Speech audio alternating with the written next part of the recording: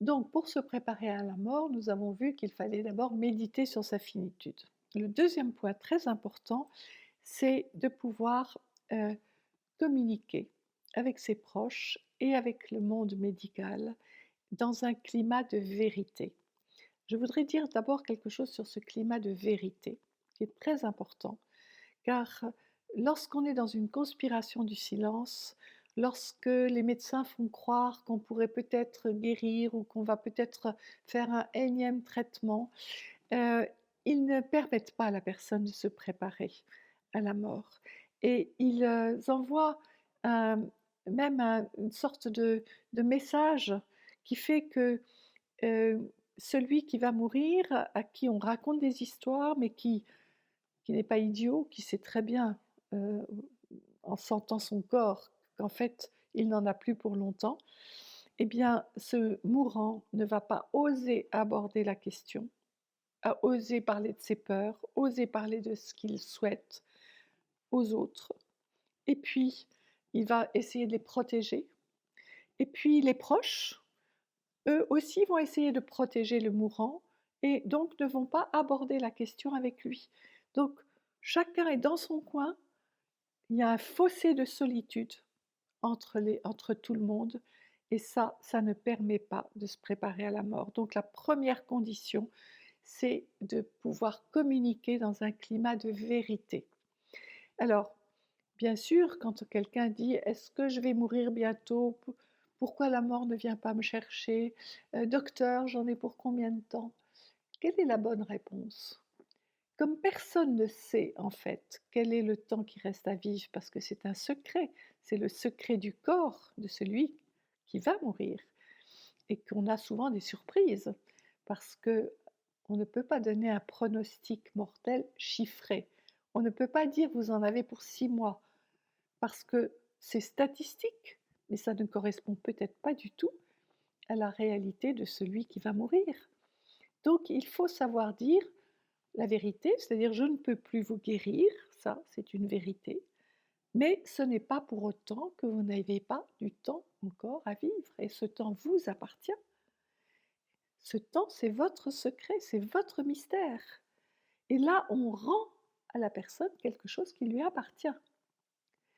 Donc c'est moi, dans mon expérience, j'ai vu des personnes à qui on avait donné peut-être statistiquement 3 semaines à vivre et qui ont vécu 6 mois, d'autres à qui on aurait donné 6 mois à vivre qui ont vécu 15 jours.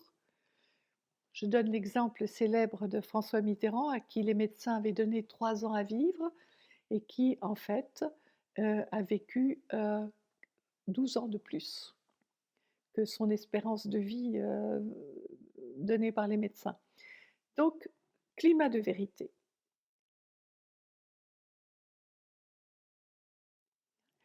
Dans ce climat de vérité, la personne qui va mourir, elle va pouvoir exprimer ses peurs. On a des il y a des peurs face à la mort.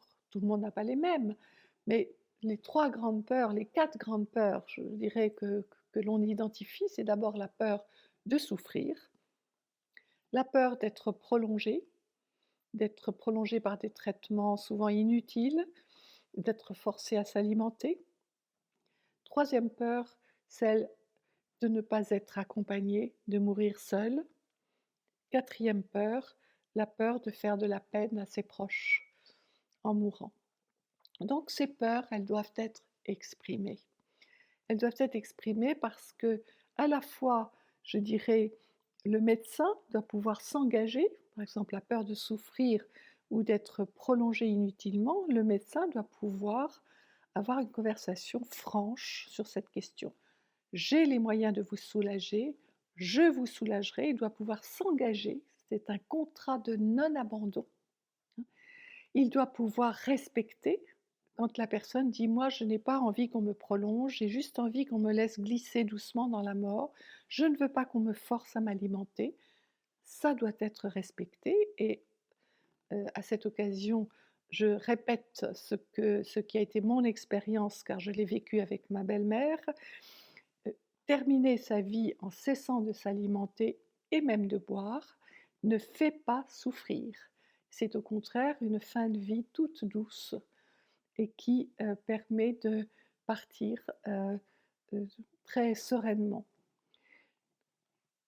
Par rapport à la troisième peur, qui est la peur de ne pas être accompagné, de se retrouver seul, et là, c'est évidemment la tâche des proches, des amis, de la famille, d'être proche de celui qui va mourir et de savoir être près de lui. La première qualité de l'accompagnement, c'est la présence. La présence, ensuite de pouvoir être vrai dans la relation, c'est-à-dire savoir montrer ses émotions. Je dis souvent que pleurer au chevet d'un mourant, eh bien c'est OK, très bien, c'est normal, c'est c'est c'est vrai. Et quand 2 personnes pleurent ensemble, elles partagent quelque chose qui est important. Tandis que si on retient ses larmes et qu'on fait comme si, et à ce moment-là, il y a plus la vérité du partage et du contact. Il faut, donc pouvoir parler en vérité et je crois que le plus important, c'est donc la présence, le contact physique, très important. Parce qu'une personne qui, sent qu'elle va mourir, elle a besoin de ce contact qui va lui donner la sécurité dont elle a besoin. Ne serait-ce que 2 mains qui se tiennent fortement, mais ça peut être un contact encore plus proche. Il y a quelque chose de très apaisant dans la capacité de pouvoir s'étendre dans l'espace, de pouvoir intégrer l'autre dans son espace. Il y a, bien sûr dans cet accompagnement aussi, je dirais le fait de se mettre à l'écoute des besoins de l'autre, lui dire: «De quoi as-tu besoin pour le temps qui te reste à vivre? Quels sont tes désirs? Quelles sont tes volontés? Qu'est-ce qui te ferait du bien? Qu'est-ce qui spirituellement peut te faire du bien? Est-ce que tu as besoin qu'on prie avec toi? Est-ce que tu as besoin qu'on médite à côté de toi? Est-ce que tu as besoin de rencontrer quelqu'un qui te avec qui tu puisses parler de ce que je dirais de ta foi ou de tes peurs?» Heu, c'est un par rapport à l'au-delà. Je veux dire, toutes ces questions, sont dans la tête du mourant. Il faut qu'il y ait des interlocuteurs, mais pas des interlocuteurs avec un savoir à délivrer, mais plutôt des interlocuteurs qui permettent à la personne de nous dire ce qu'elle sent. Et donc présence, contact, parole, respect. Je me souviens d'ailleurs d'une femme, d'une jeune femme qui n'avait aucune croyance religieuse et qui, s'était, voulait, rester droite dans son lit. Elle demandait aux infirmières de mettre beaucoup d'oreillers derrière elle. Elle voulait rester droite et un jour où j'étais près d'elle, elle me dit: «Je veux mourir les yeux ouverts». Je lui dis: «Pourquoi?» Et elle me dit: «Parce que je suis curieuse de la suite». Alors c'est une formulation tout à fait extraordinaire chez une femme qui n'avait, aucune croyance religieuse, mais qui, au fond, me disait que pour elle, il y avait une suite, un mystère certainement, dont elle était très curieuse et c'est pour ça qu'elle voulait absolument mourir les yeux ouverts. D'autres personnes, ont des peurs qui sont liées, qui peuvent être liées aussi à des croyances religieuses. Il y a une peur que les personnes âgées ont parfois, mais que je ne retrouve pas chez les jeunes, parce que c'est lié à des croyances, qu'il y avait à un moment donné dans l'Église, catholique, des croyances en purgatoire, l'enfer et j'ai accompagné des personnes qui étaient dans une grande peur par rapport à ça. Et là, je crois que les aider, c'est de leur proposer de faire venir quelqu'un qui puisse parler avec elles, un prêtre, de même que je pense que de proposer à quelqu'un d'avoir un secours spirituel, quel qu'il soit, celui de la prière, celui de la méditation, c'est effectivement très important. C'est dans le cadre aussi de ces peurs sur l'au-delà que j'ai souvent, parlé de ce mythe moderne, qui sont les expériences, de mort imminente. Heu, vous savez certainement ce que c'est, ce sont ces expériences que font des personnes qui sont, qui ont eu un accident ou qui ont eu une opération, par exemple, en réanimation et chez qui on constate une mort clinique, mais ces personnes reviennent dans leur corps, reprennent conscience et font le récit d'une expérience qu'elles ont faite et ce récit, heu, est quasiment le même dans le monde entier. On a recueilli tous les témoignages. Maintenant, c'est l'œuvre de Raymond Moody. On a recueilli tous ces témoignages qui montrent que la personne, se voit au-dessus de son corps. Elle voit les médecins qui s'acharnent autour du corps. Elle se sent flotter dans un sentiment de bien-être extraordinaire et puis elle enfile un long tunnel sombre. Elle voit sa vie défiler aussi à toute vitesse et elle se rend compte aussi de ce qu'elle n'a pas terminé, à faire sur terre aussi elle a un certain nombre de prises de conscience.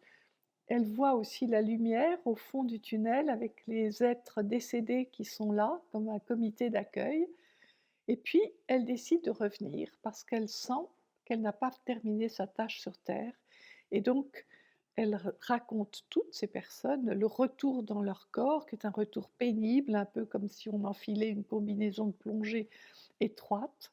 C'est douloureux, ce n'est pas agréable et ce qui est intéressant dans ces récits, bien sûr, on dira: «C'est peut-être pas la mort puisqu'elles sont revenues». En tout cas, c'est une expérience qui nous interpelle et qui représente un mythe moderne aujourd'hui, qui peut beaucoup aider les mourants d'ailleurs, de leur raconter cela. Parce qu'il y a 2 choses, 2 conséquences, pour ceux qui ont vécu cette expérience de mort imminente. La première, c'est qu'ils n'ont plus peur de la mort. La deuxième, c'est qu'ils changent leur manière de vivre et qu'ils deviennent altruistes.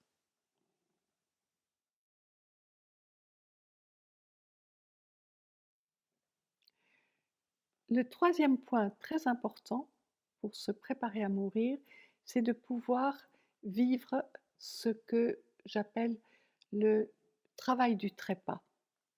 Cette expression ne vient pas de moi, elle vient d'un psychanalyste, Michel de Musan, qui désigne par là euh, cette tâche très particulière que le mourant fait dans les tout derniers moments de sa vie, euh, pour pouvoir justement accomplir sa vie, pour pouvoir aller en quelque sorte au bout de lui-même. Michel de Musan dit que, et c'est quelque chose qu'il a observé et que j'ai observé moi aussi, que dans les derniers moments de la vie, alors même qu'on pourrait penser que la personne, je dirais, va s'éteindre tout doucement, qu'elle n'a plus aucune énergie, tout d'un coup, il y a un regain d'énergie, une appétence relationnelle qui est tout à fait surprenante. Et il dit cette énergie, elle est au service de cette dernière tâche. Et cette dernière tâche qui va être, je dirais, qui va s'exprimer sous 1000 formes. Ça peut être une conversation dont on a besoin avec quelqu'un, ça peut être un message qu'on a besoin de délivrer, soit sous forme d'une lettre ou sous forme d'un enregistrement à quelqu'un avec qui on n'est pas en paix, hein, donc ça fait partie du unfinished business du mourant. Ça peut être le désir d'un dernier repas avant de mourir, de façon à rassembler tous les gens que l'on aime autour de soi. Euh, c'est, quand la personne, alors je vais donner aussi un exemple de l'époque où je travaillais comme psychologue en soins palliatifs. Je me souviens très bien de ce sidéen qui était tout à fait en fin de vie, cachétique, le corps, la peau sur les os, euh, extrêmement épuisé, et tout d'un coup, nous l'avons vu un matin se redresser avec une énergie incroyable et il nous a dit je veux inviter tous les jours un de mes amis pour pouvoir lui dire au revoir, parler avec lui.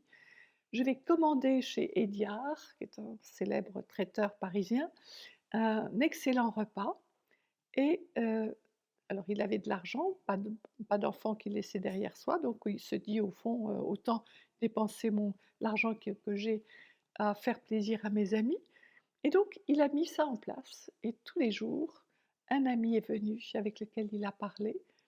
Alors évidemment, il goûtait juste un tout petit peu de ces mets délicieux qui arrivaient, mais heu, il a conservé sur plusieurs jours comme ça, cette énergie incompréhensible, et quand ça a été fini, quand tous les amis sont venus, il s'est dit: «Bon, maintenant c'est OK, je suis en paix». Il s'est couché, heu, il était très serein et il est mort dans la nuit qui a suivi, sans aucune médication particulière, simplement parce qu'il était prêt. Voilà un exemple de ce travail du trépas qui est, extrêmement important et qui malheureusement, quand on empêche un proche de venir dire au revoir, comme ça a été le cas pendant la crise du Covid, ces adieux qui n'ont pas été possibles, eh bien, on a empêché des personnes d'effectuer ce travail et donc de mourir sereinement. Il faut donc, favoriser quand on dit aider quelqu'un à se préparer à mourir, il faut donc tout faire pour que ce ce travail qui est, comme Michel de Musan dit: «C'est comme une tentative de se mettre complètement au monde avant de disparaître», un peu comme si on accouchait de soi. C'est un moment très important et que ce qui est dommage dans le fait que beaucoup de personnes préfèrent hâter leur mort ou anticiper leur mort, c'est que finalement, elles risquent de passer à côté de ce travail du trépas, qui est essentiel.